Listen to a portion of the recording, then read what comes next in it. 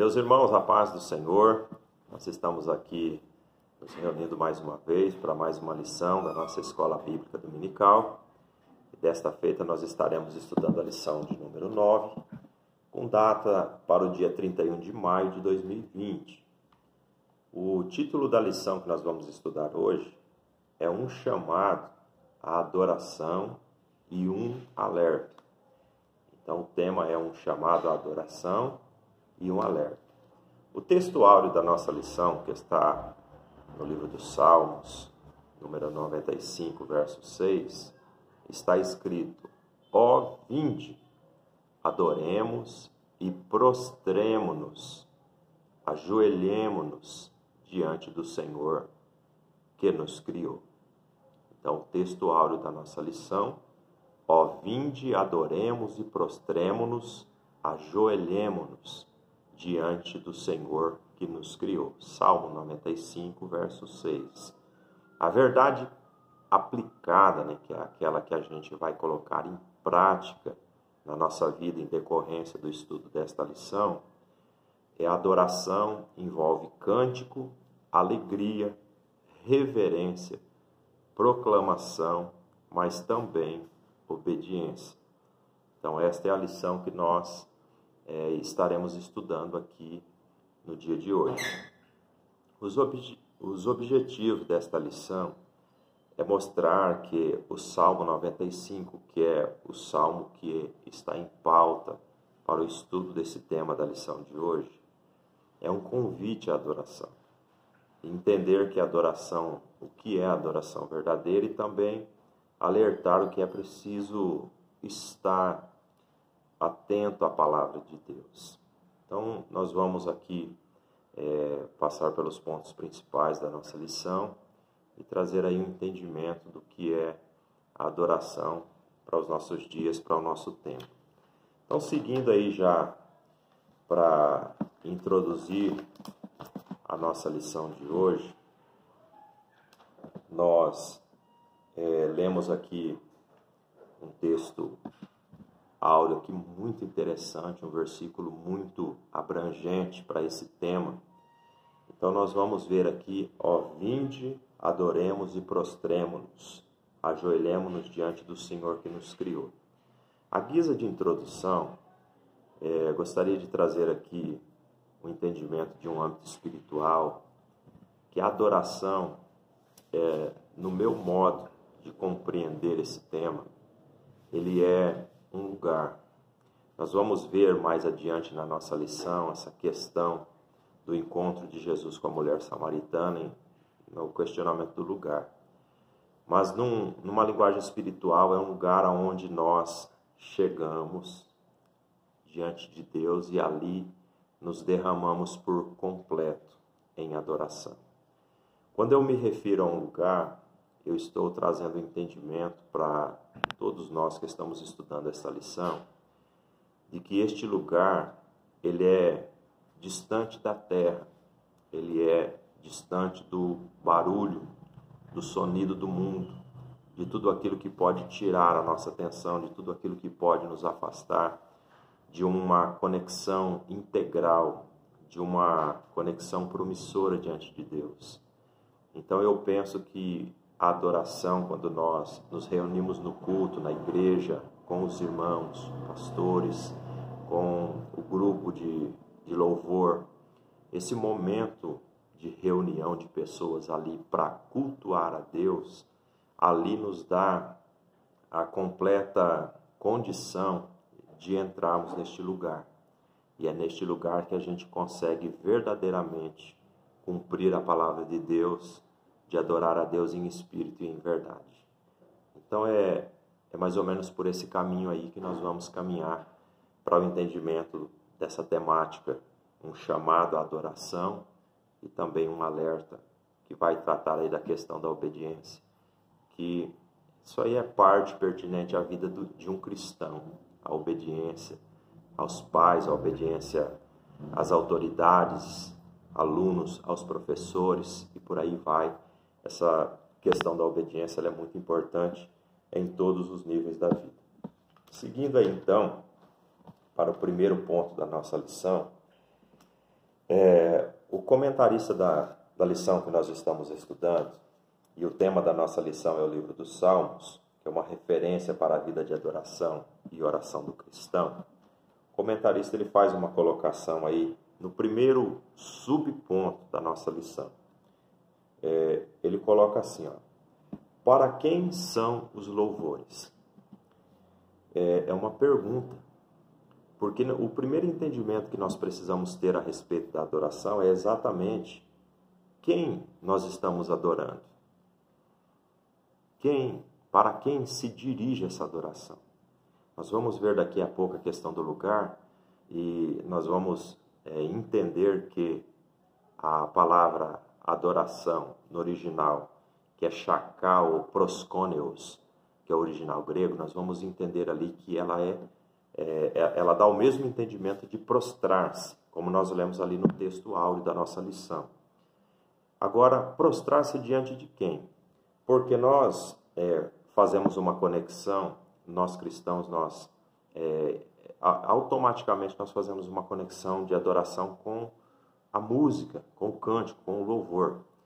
E a adoração, ela precisa responder esse questionamento: para quem são os louvores? A quem nós estamos louvando?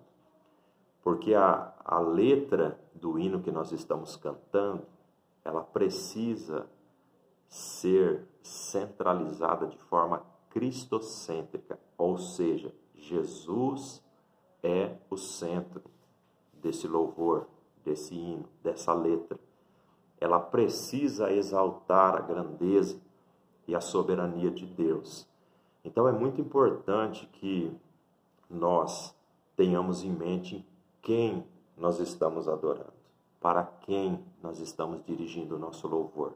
É por isso que Paulo, ele traz o ensino do culto de maneira racional. Nós precisamos pensar o nosso culto, ele precisa ser com entendimento, não pode ser de qualquer maneira.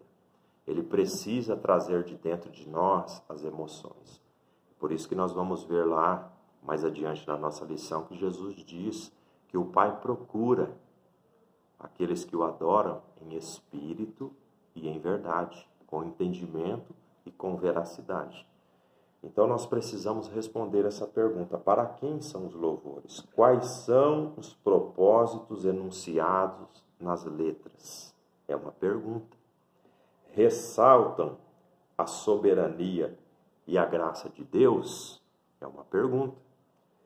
Fortalecem o relacionamento entre Deus e o homem? A adoração verdadeira, ela precisa responder esses questionamentos. Então é importante que a primeira coisa que eu tenho em mente é quem eu estou adorando. Porque se for Deus, eu preciso seguir alguns parâmetros. Não pode ser de qualquer maneira. As coisas não podem seguir a área mecanizada do culto. Ou seja, não pode ser no modo automático.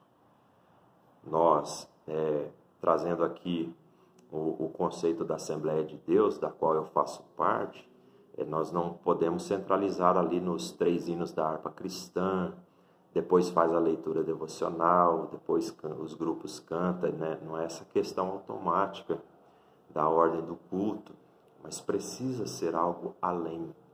Eu preciso verdadeiramente adorar a Deus de uma forma pensada, concreta, racional, entendida, para que verdadeiramente Deus aceite a minha adoração, Ele receba o meu louvor. Então isso é muito importante para nós tratarmos aqui nesta lição que nós estamos estudando. Seguindo aí com a nossa lição, nós precisamos saber disso, que Deus, Ele está acima de qualquer Deus, de qualquer coisa que seja aí idolatrada ou adorada pelos homens. Ele está acima de tudo. A Bíblia, ela vai relatar que outros povos adoravam outros deuses.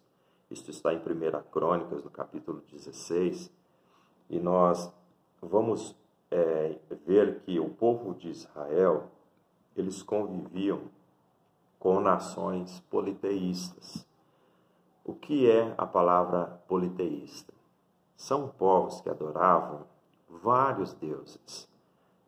A exemplo da Índia, é um país que eles adoram muitas coisas. E o povo de Israel, vendo esse modo de adoração, eles se entregaram à idolatria. E a Bíblia Sagrada, nós vamos ver lá que os profetas, eles foram incisivos na pregação contra a idolatria, porque a idolatria é pecado. E nós precisamos tomar cuidado com os ensinamentos do Novo Testamento também, que nos chama a atenção. Por exemplo, primeira epístola ou carta de João, no capítulo 5, o versículo 21, ele diz lá: guardai-vos dos ídolos, filhinhos, guardai-vos dos ídolos. O que é um ídolo? Porque nós pensamos muitas vezes que a idolatria é apenas aquilo que se trata de, melhor dizendo aí, se trata de uma adoração à imagem de esculturas. Mas idolatria ela vai um pouco além. O comentarista da nossa lição, ele coloca aqui, engana-se quem pensa que a idolatria está relacionada apenas às imagens. É preciso afastar-se de tudo aquilo que possa tomar o lugar de Deus. Houve um episódio no meio do povo de Israel, no deserto, que houve um ataque de serpentes. E Deus disse para que fizesse uma imagem de uma serpente de bronze, e todos que olhassem para aquela serpente, eles eram curados. Só que depois aquilo se tornou uma pedra de tropeço no meio do povo, porque o povo começou a adorar, e deu até nome. Quando se dá nome, já começa a se ter intimidade. Eles chamaram de Neustã. E nós precisamos remover tudo aquilo que se tornou uma Neustã na nossa vida. Nós precisamos desvencilhar-se de tudo aquilo que ocupa o lugar de Deus na nossa vida. Se as redes sociais na nossa vida estão ocupando o lugar de Deus, nós precisamos nos abster disso. Nós precisamos nos abster de uma pessoa que a gente tem uma dedicação, uma devoção, uma admiração maior do que Deus. Porque nós temos no nosso meio, infelizmente isso acontece no meio cristão, pessoas que idolatram cantores, pregadores, uma determinada denominação. Então nós precisamos tomar muito cuidado, porque tudo aquilo, qualquer coisa que estiver ocupando o lugar de Deus na sua vida precisa ser banido. Então esse é um entendimento que nós precisamos ter a respeito da palavra. João, ele foi um discípulo muito amado, ele reclinava-se no peito de Jesus, então ele fala como um pastor amoroso: filhinhos, guardai-vos dos ídolos.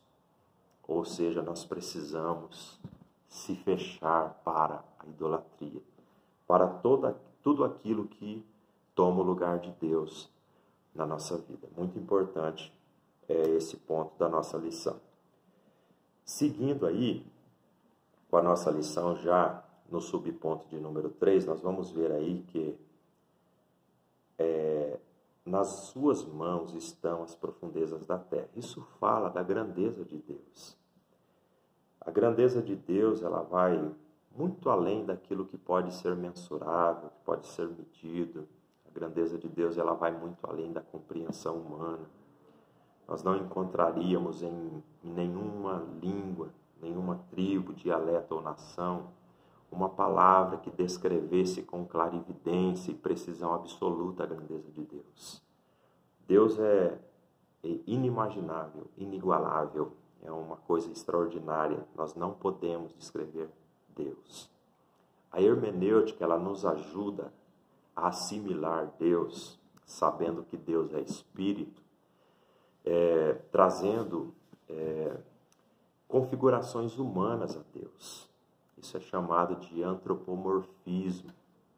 E a hermenêutica, que é um estudo agigantado da palavra de Deus, ela nos traz essa concepção de atribuir condições humanas a Deus para que nós possamos assimilar Deus. Então nós vamos ver falando-se das mãos de Deus, dos olhos de Deus, da boca de Deus.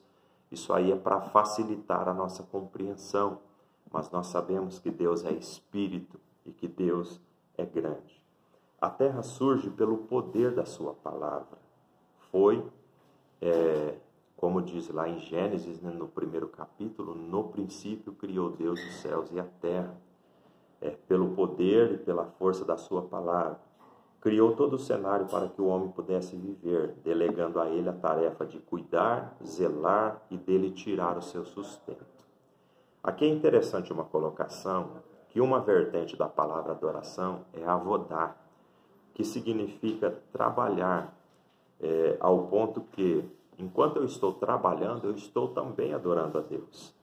Enquanto Adão ele estava vivendo, cuidando, zelando, cumprindo a palavra de Deus, ele ali também ele estava adorando ao Senhor, enquanto assim o fazia.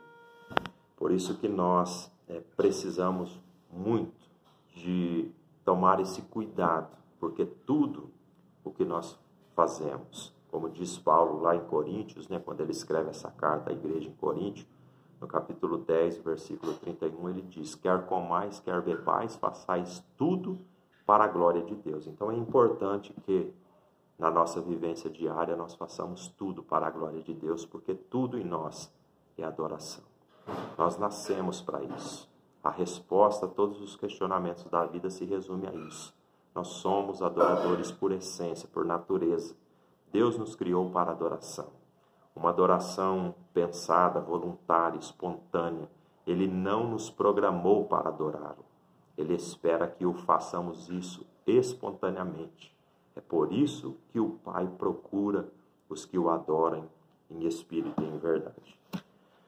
No ponto número 2 da nossa lição, então trazendo aí um entendimento do conceito de adoração, nós vamos ver aqui que a adoração consiste em prestar reverência, humilhar-se diante do grande eu sou, diante de Deus, reconhecendo a sua soberania, observando os seus preceitos, se rendendo, isso é muito importante, se rendendo à vontade de Deus.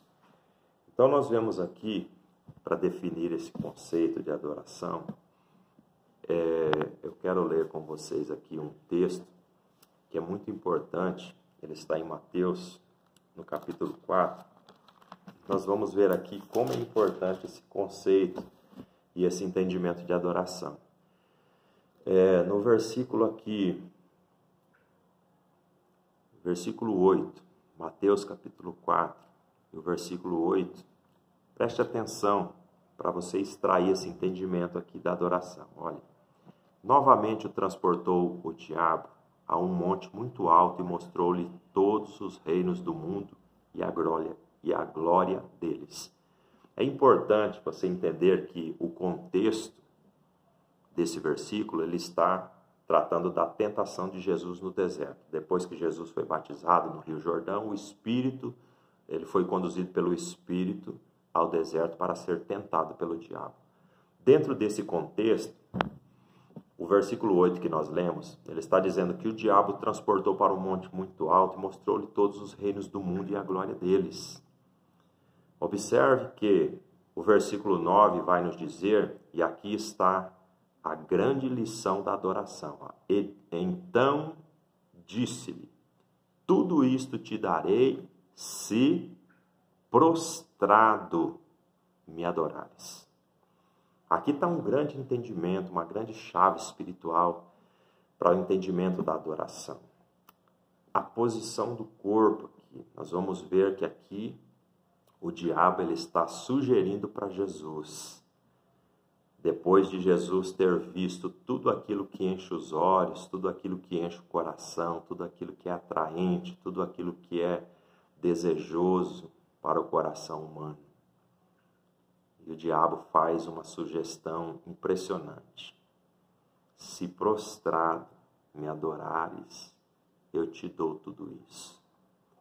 É por isso que há uma conexão daquilo que nós recebemos na vida em decorrência daquilo que nós fazemos para Deus.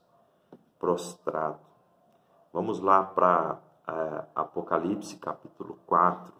Nós vamos ver aqui essa questão da adoração, só para a gente estar definindo aí. Versículo de número 10, né? Os 24 anciãos prostravam-se diante do que estava sentado sobre o trono. Adoravam o que vive para todo sempre e lançavam as suas coroas diante do trono. Olha como é importante essa questão de definir o conceito de adoração, é prostrar-se. Prostrar é interessante que é se dobrar por inteiro, é se inclinar por inteiro, é se entregar por inteiro. Nós vamos falar um pouquinho mais disso, um pouco mais adiante da nossa lição, mas só para a gente definir aí esse conceito aí.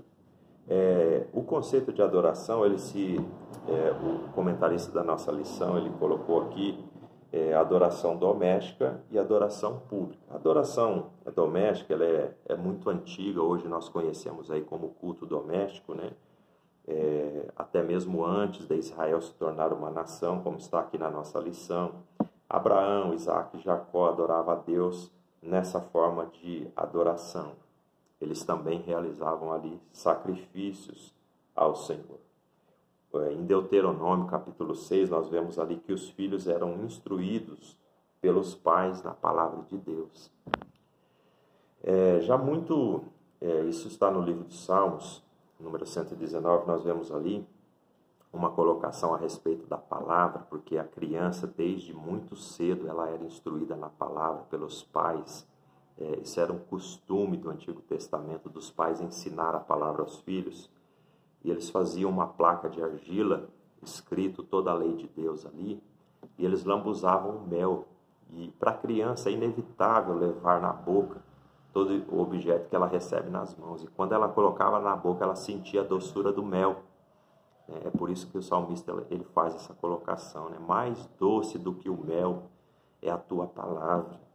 Então nós vemos aí esse conceito de ainda criança, né? Ainda sem entendimento, mas já recebia o ensinamento da palavra, porque eles tratavam muito sério dessa questão do culto doméstico, o culto no lar, esse momento de adorar ao Senhor aí. E com relação à adoração pública, então, ela traz aí uma referência às festas judaicas, né? Nós vemos aí a festa da Páscoa, a festa do Tabernáculo, a festa do Pentecoste. Anualmente, se a informação paralela estiver correta, num raio de 25 quilômetros, todos, ao ouvir o som da chofar, quando ela era entoada, eles eram conclamados, eles eram chamados a seguir para Jerusalém, para adoração no templo do Senhor, para a realização das festas anuais, que era um estatuto perpétuo que Deus entregou ao seu povo. E nessas reuniões solenes, eles rememoravam todos os feitos de Deus. Então, cada festa ela tinha ali um significado importante, por isso eles estavam ali realizando aquela festa de adoração coletiva, pública, como é os nossos cultos, né? Nós, por exemplo, todo mês nós nos reunimos para o culto de Santa Ceia, e é um culto muito especial, onde nós trazemos à memória os feitos de Jesus, né? O seu sacrifício na cruz, a obra do Calvário. Então é muito importante para lembrar, né? Aquele culto, ele nos leva àquele contexto, né? Daquilo que Jesus fez, porque o ser humano ele tem uma tendência de se esquecer. Então é muito importante aí também esse conceito de adoração. Seguindo aí na forma da adoração, então nós entramos aqui no capítulo 4 do Evangelho de Jesus escrito por João, naquele encontro de Jesus com a mulher samaritana. Então Jesus ele esclarece ali que a adoração ela deve ser em espírito e em verdade, porque a espiritualidade ela deve ser na substância, como está aqui na nossa lição. Esse contexto todo aí de João, do encontro de Jesus com a mulher samaritana, que tem aquele versículo tão bonito, né? O Pai procura os verdadeiros adoradores que o adoram em espírito e em verdade. Dentro dessa conversa, desse contexto, eu até gostaria de trazer aqui a leitura para que a gente possa trazer de volta aí esse momento de Jesus, quando ele se encontra com a mulher samaritana. Nós vamos ler aqui no Evangelho de Jesus, escrito por João, capítulo de número 4. Foi um momento marcante na vida de Jesus, tem muitas lições dentro desse texto, é coisa maravilhosa, extraordinário que acontece aqui, e coisas que nós trazemos para aplicar no nosso dia a dia. No versículo 19, disse-lhe a mulher: Senhor, vejo que és profeta. Nossos pais adoraram neste monte, e vós dizeis que é em Jerusalém o lugar onde se deve adorar. Olha o que Jesus fala para a mulher. Mulher. A palavra mulher significa uma forma respeitosa de se dirigir àquela mulher, até porque Jesus não poderia estar dialogando sozinho com ela. Crê-me que a hora vem em que nem neste monte, nem em Jerusalém adorareis o Pai. Vós adorais o que não sabeis, nós adoramos o que sabemos, porque a salvação vem dos judeus.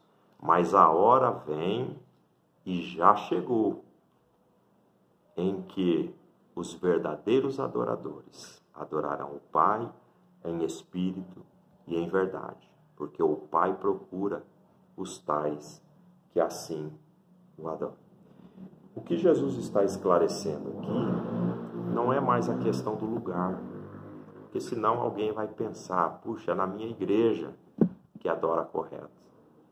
É na outra denominação que o culto ele é verdadeiro. Então fica essa questão de denominação, né? Qual a igreja que está certa. Então nós precisamos caminhar pela Bíblia, que é o que a Bíblia traz de entendimento, que é o correto a nós seguir aí como a maneira certa de adorar a Deus. É importante nós entendermos, eu falei lá na introdução do lugar, que nós precisamos entrar nesse âmbito espiritual. Só para você entender, eu quero trazer uma ilustração. Isso está num livro escrito por Bill Johnson. Ele faz uma colocação interessante. Foi construída uma estufa num desses países gelados, e dentro dessa estufa ela foi construída com o propósito de criar várias espécies de flores ornamentais. Interessante que enquanto do lado de fora havia muita neve, muito frio, temperatura muito baixa, lá dentro havia uma noiva, ela estava fotografando entre as flores, vestida de noiva, sem qualquer indumentária de frio própria para a época, para a temperatura, né? Então é importante que a gente ali traga de lição que o ambiente foi construído em um lugar completamente desfavorável, despreparado ou impróprio, porque fora é muito gelo, nenhuma planta resistiria àquelas temperaturas tão baixas, mas foi construído um ambiente que favoreceu, né, a proliferação da espécie. Então é importante a gente entender que a adoração a gente precisa criar um ambiente, não é o lugar, mas criar esse ambiente, a gente precisa entrar nessa ambiência espiritual para que ali nós possamos adorar a Deus. O que Jesus está ensinando é isso, não é o lugar. Eu posso adorar a Deus no quarto da minha casa? Sim. Posso adorar a Deus em um grande culto de adoração? Sim. Posso adorar a Deus dirigindo o meu carro, indo para o meu trabalho? Sim. Mas nós precisamos, com entendimento, adentrar neste lugar. Não tem aquele momento que você se reserva, as lágrimas caem, o coração se quebranta, você sente que é verdadeiro. Você sabe que aquele momento é real, que aquela adoração verdadeiramente vai chegar no trono da graça de Deus. É importante que você tenha esse entendimento. É um lugar, só que não um lugar físico. O que Jesus está definindo para a mulher samaritana aqui não é um lugar físico, geográfico, um lugar palpável, mas um âmbito espiritual. É por isso que Jesus disse, né, que a hora vem, já chegou. Aquele momento já havia chegado, em que os verdadeiros adoradores, se fala de verdadeiros é porque existem a falsa adoração. Então nós precisamos tomar cuidado, porque Deus ele peneira o nosso coração e ele sabe o que é verdade e o que é mentira dentro de nós. É muito importante ter esse entendimento aí dessa questão do lugar de adorar a Deus. Não é um ambiente físico, mas um ambiente espiritual que nós precisamos entrar. Se nós trouxermos aqui, em rápidas palavras, a ideia do tabernáculo, o sacerdote ele percorria um caminho até ele entrar no lugar santo e posteriormente no lugar santíssimo. Havia toda uma preparação, havia todo um trajeto, havia um tempo a se levar para chegar nesse lugar até adentrar o lugar santíssimo, que era o encontro, então, face a face, tete a tete com Deus. Nós sabemos que quando Jesus foi crucificado, o véu foi rasgado, né? O véu que separava já não existe mais, nós temos o acesso livre a Deus. Mas existe o caminho, nós precisamos percorrer esse caminho para chegar nesse lugar. É por isso que Jesus ele traz aqui, eu quero chamar a atenção para o versículo 23 aqui, em espírito e em verdade. Em espírito aqui está com letra minúscula, está falando do espírito do homem. Nós somos tricotômicos, formado corpo, alma e espírito, então é importante saber que o espírito aqui está falando da nossa alma, das nossas emoções. Aliás, está falando de um âmbito do nosso intro, do nosso âmago.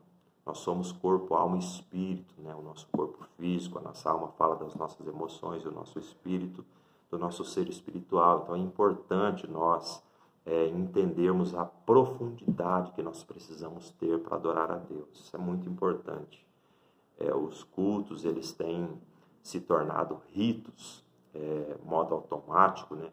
A gente sabe que precisa ir para a igreja e vai lá, já tudo no automático, tudo certinho. Deu 9 horas, a gente olha para o relógio, quer que o culto acabe. Isso não pode acontecer. Não é que o culto tem que ser desordenado, tem que ter hora para iniciar, hora para terminar. Sim, tudo com ordem e decência, como diz a palavra. Mas nós precisamos entrar nesse lugar sem pressa de sair. Tudo preparado, tudo bem ordenado. Nós precisamos fazer isso com profundidade, dedicação, ir lá para verdadeiramente adorar a Deus, para que o nosso culto não se torne um ritual. O seu culto precisa sair do modo automático, ele precisa ser culto e não um ritual. Porque se tornando um ritual você vai enjoar. Daqui a pouco você não quer mais ir para a igreja, porque você enjoou daquilo. E o ser humano tem uma tendência muito grande disso, de enjoar daquilo que se repete. Salomão falou disso, né? Tudo se torna uma mesmice e nós precisamos sair dessa mesmice aí, dessa condição. Então é importante aí que o nosso culto ele não seja um culto ritualístico, mas um culto verdadeiro, de entrega total. Por que em espírito e em verdade? Porque a verdade, ela tem a verdade absoluta, que é aquela incontestável. Nós temos também a verdade relativa, que cada um vai colocar um ponto de vista, e nós temos a verdade comprovada. Então são 3 tipos de verdade, aquela que é comprovada através de estudos científicos e tal, né? Então nós precisamos aí buscar esse entendimento que precisa ser com verdade, porque Deus conhece o nosso coração, Ele sabe quando a gente canta, mas na verdade o coração não está ali. Então é muito importante isso, é um chamado de atenção, a gente precisa tomar esse cuidado.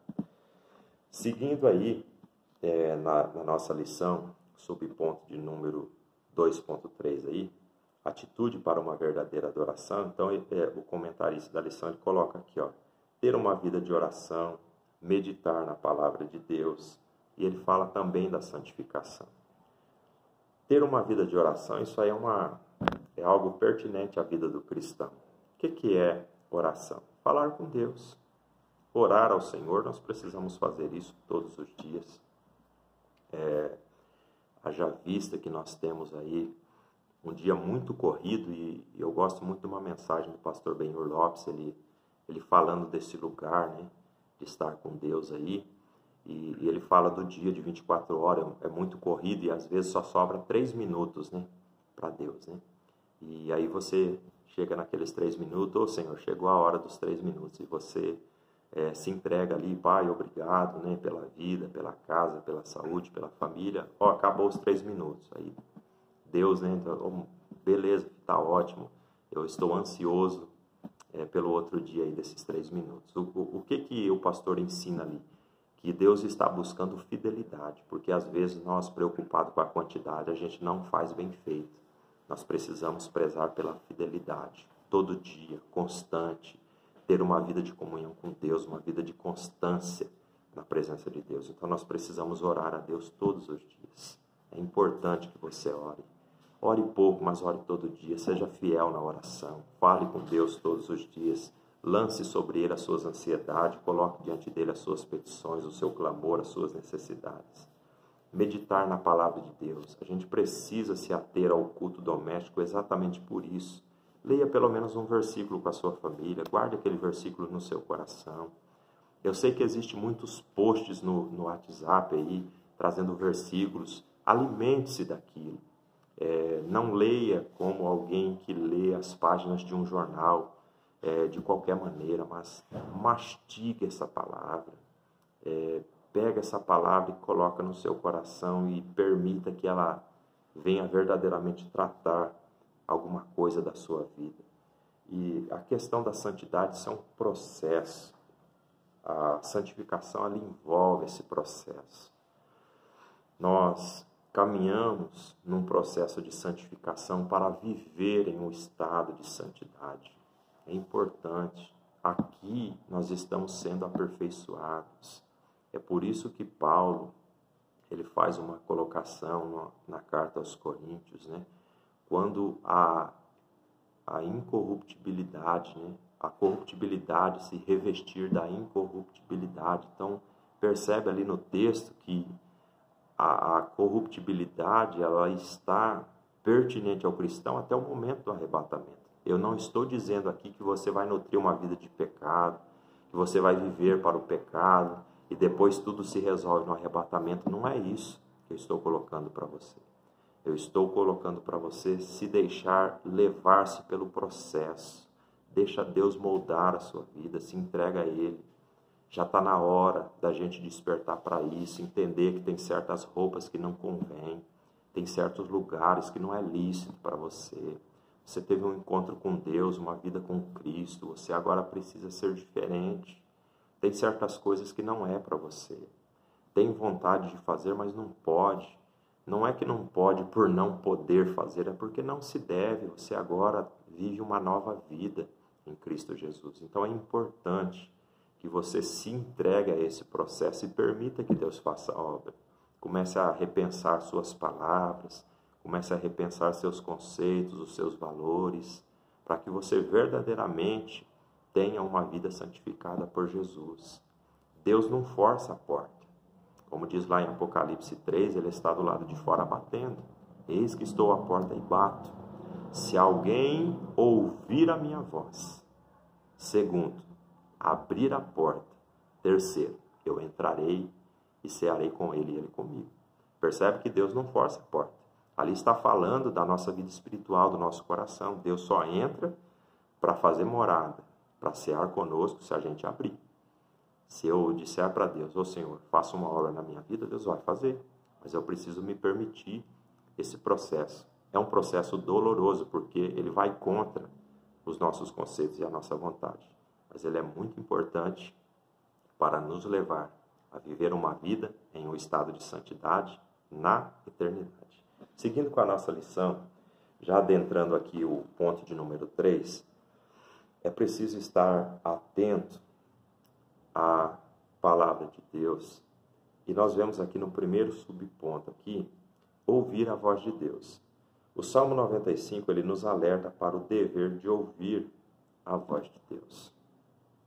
Aqui há um ensino muito importante, muito interessante, que nós vivemos um tempo estranho com relação a isso, e é importante pensar essa questão de ouvir a voz de Deus, porque nós estamos confundindo Deus com o nosso funcionário.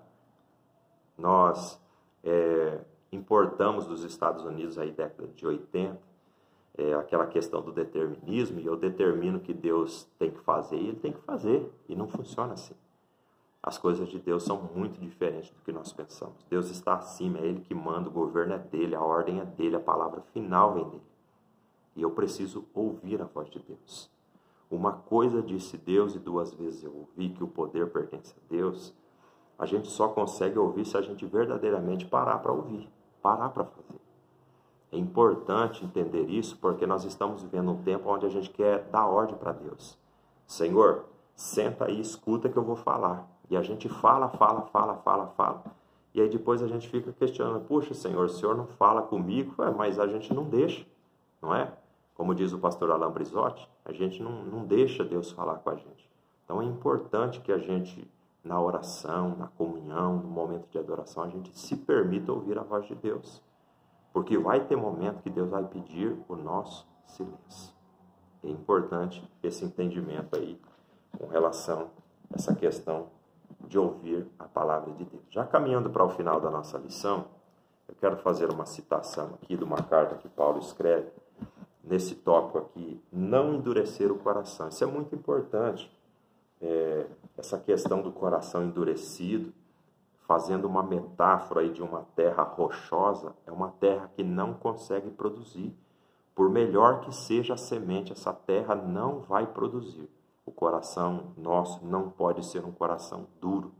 Sabe aquela pessoa que não aceita nada, não aceita conselho, não aceita mudança, não aceita direção, não aceita ser tratada, trabalhada. Isso é muito perigoso. Então é importante para nós não endurecer o coração. Primeira carta de Paulo a Timóteo, capítulo 4, olha o que diz o primeiro e o segundo versículo. Ó. Mas o Espírito, com letra maiúscula, expressamente diz que nos últimos tempos apostatarão alguns da fé, dando ouvidos a espíritos enganadores e a doutrina de demônios. Pela hipocrisia, preste atenção agora, pela hipocrisia de homens que falam mentira, tendo cauterizada a própria consciência. O que é uma carne cauterizada? É uma carne queimada, endurecida, insensível. Então nós precisamos tomar cuidado com isso, não nos tornar insensíveis diante de Deus. Tem que tomar cuidado com esse cautério que é oferecido no mundo pelo arqui-inimigo das nossas almas, que tenta aí queimar, tirar a sensibilidade do nosso coração de não sentir mais as coisas de Deus. Aí a gente vai para o culto e o culto termina e não aconteceu nada. Não virou nada. Não mudou nada na nossa vida. E a adoração é aqui que nós vamos saber se estamos adorando ou não a Deus. E já caminhando aí para o fechamento da nossa lição, como que eu sei, né? Essa é uma colocação feita pelo pastor Douglas Gonçalves. Como que eu sei que eu tomei banho? É pela marca do sabonete? É pelo pH da água? É pela maneira como eu me esfreguei? Não. Como que eu sei que eu tomei banho? Quando eu estou limpo. Eu entrei sujo para tomar um banho e eu saí de lá limpo. Então, olhando para o resultado. Como que eu sei que eu estou adorando a Deus verdadeiramente, que a minha adoração é verdadeira? Quando eu estou sendo transformado pelo meu relacionamento com Deus. Se a cada culto, se a cada ano eu continuo do mesmo jeito, a minha adoração não está chegando no trono da graça. Eu não estou adorando a Deus de verdade. Tem uma colocação que eu acho muito interessante sobre Sadhu Sundar Singh. É um missionário indiano. Ele é conhecido na história como o apóstolo dos pés sangrentos. É interessante que ele foi chamado por uma mulher nobre na Inglaterra para receber uma oração. Ela estava muito doente. E quando Sundar Singh ele chegou na porta da casa, que ele bateu lá no portão, a empregada atendeu e ele se identificou e disse o propósito de estar ali. E ela foi anunciá-lo à sua senhora. E ela disse, olha, tem um homem aí, ele disse que veio orar pela senhora. Mas qual que é o nome dele?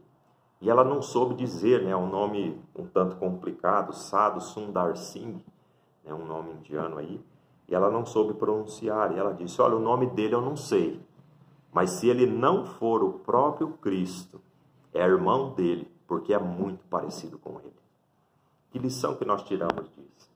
É importante aqui, irmãos, entender que a adoração ela produz em nós isso. Vai nos moldando, vai tirando de nós coisas, colocando outras para nos deixar mais parecidos com Jesus. Quando você sair do seu culto e você sair mais parecido com Jesus, aí a sua adoração verdadeiramente está chegando diante de Deus. Prostrar-se, entregar-se sem reserva. É importante, como nós lemos aí os versículos bíblicos, que haja uma manifestação exterior da adoração que está sendo produzida no meu interior. É muito importante que nós tenhamos isso dentro de nós. Mudanças. A adoração ela vai gerar em nós o caráter de Cristo. E a cada dia, a cada culto, a cada momento de adoração, nós vamos sair daquele ambiente mais parecidos com Jesus, transformados pelo poder de Deus, moldados pela palavra de Deus. E o nosso culto não vai ser mais mecanizado, não vai ser mais um culto em modo automático. Nós verdadeiramente vamos prestar a Deus um genuíno louvor. Nós vamos trazer letras, enunciados que exaltem apenas a Deus, que não diz respeito aos sucessos humanos, mas sim a glória e a grandeza de Deus. Que Deus continue abençoando a sua família. Nós vamos orar. Senhor, nosso Deus e nosso Pai, neste momento nós te damos graças, Senhor, por essa aula, por essa lição que o Senhor nos deu, que o Senhor venha produzir em nós esse entendimento real e verdadeiro de te adorar em espírito e em verdade, de buscar entrar nesse lugar separado, nesse lugar especial, para assim o fazer, ó Deus, de forma genuína, de forma concreta, de forma derramada, apresentar a Ti, ó Pai, o nosso louvor, a nossa adoração, e neste relacionamento, Pai, nós sairmos mais parecidos com Jesus a cada dia. Continue abençoando, Pai, a nossa nação, a cada família, a nossa igreja, o nosso pastor. Continue derramando sobre cada um, Pai, a Tua graça maravilhosa, em nome de Jesus. Deus os abençoe.